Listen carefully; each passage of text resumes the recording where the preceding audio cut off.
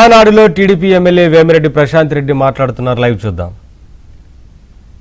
వరకు చదువుతున్న 67.27 లక్షల మంది విద్యార్థులకు లబ్ధి చేకూరుస్తూ 10,090 కోట్ల ఆర్థిక సాయాన్ని అందించింది. పేదంటి పిల్లల భవిష్యత్తుకు బంగారు బాట వేస్తుంది ఈ ప్రభుత్వం.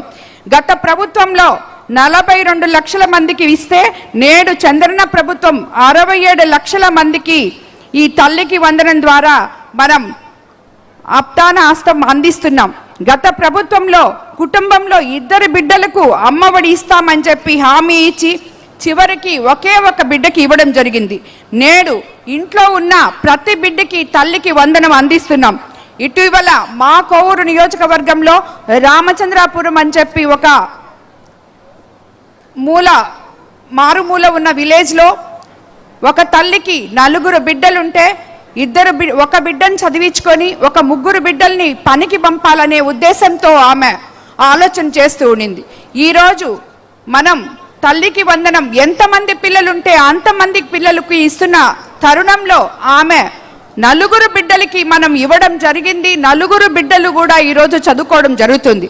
అదేవిధంగా స్త్రీ శక్తి ద్వారా ఆమె మనకి ఇప్పుడు ఆర్టీసీ బస్సుల్లో మనం ఎలాగా ఫ్రీగా వాళ్ళందరినీ పంపిస్తున్నామో ఆ తల్లే ఒక బిడ్డ ఇంటర్మీడియట్ చదువుతుంటే ఫ్రీగా వెళ్ళి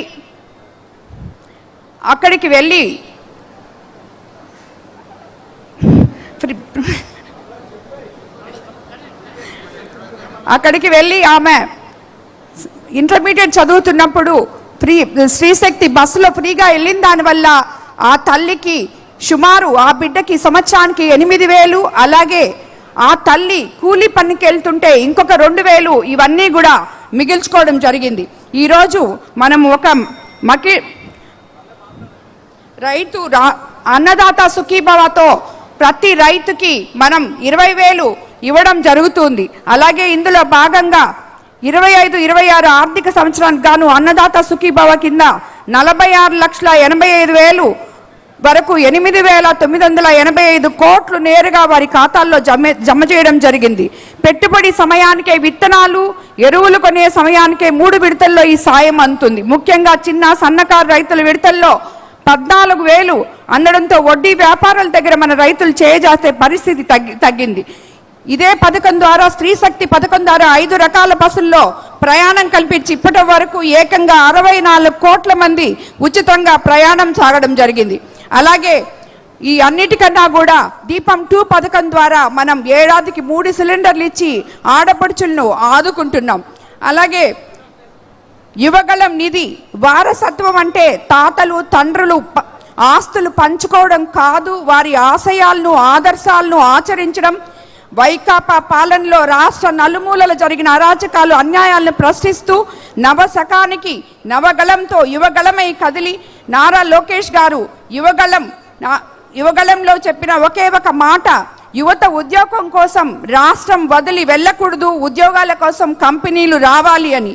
అదే ఈరోజు మన రాష్ట్రంలో సుమారు ఇప్పటికే 23 లక్షల ఉద్యోగాలు ఇవ్వడానికి అవకాశం ఉంది. అలాగే మా నెల్లూరు జిల్లాలో నారా చంద్రబాబు నాయుడు గారి ఆధ్వర్యంలో, నారా లోకేష్ బాబు గారి ఆధ్వర్యంలో, ఎంపీ వేమిరెడ్డి ప్రభాకర్ రెడ్డి గారి ఆధ్వర్యంలో మనకు ఇప్పటి వరకు 30 సంవత్సరాల నుంచి మూలపడున్న కిసాన్ సెజ్లో 13 లక్షల పెట్టుబడులతో ఉద్యోగ అవకాశాలు రావడం జరిగింది. అలాగే P4 విధానంలో ఎంతోమందికి మనం ఆడబిడ్డ నిధి అనేదాన్ని P4 విధానం అంటేనే అందరూ నవ్వులు పాలు చేసే విధంగా మాట్లాడారు. సేవ చేసే వారికే P4 విధానం గురించి తెలుస్తుంది. అది తెలిసిన మన ముఖ్యమంత్రి చంద్రబాబు నాయుడు గారు P4 విధానాన్ని ప్రవేశపెట్టి సుమారు 2 లక్షల మంది వరకు 50 నుంచి 1,00,000 రూపాయలు వరకు వాళ్ళకి ఆదాయం జరిగేలాగా చూశారు. ఈరోజు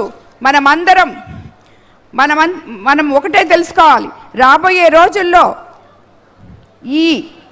మీరు అబద్ధాలు ప్రచారం చేశారు, మేము ప్రజల జీవితాల్లో మార్పు తీసుకొస్తున్నాం. మీరు విధ్వంసం చేశారు, మేము అభివృద్ధి చూపిస్తున్నాం.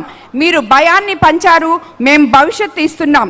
రాబోయే రోజుల్లో ప్రతి ఇంటికి అభివృద్ధి, ప్రతి యువకుడికి అవకాశం, ప్రతి మహిళకు గౌరవం, ప్రతి రైతుకు భరోసా ఇవ్వబోతున్నాం. ఎన్ని కుట్రలు వచ్చినా, ఎన్ని అడ్డంకులు ఎదురైనా ప్రజల ఆశీస్సులు, కార్యకర్తల శ్రమ, నాయకత్వం, దిశ ఈ మూడు ఉన్నంత వరకు తెలుగుదేశం జెండాను ఎవరూ ఆపలేరు.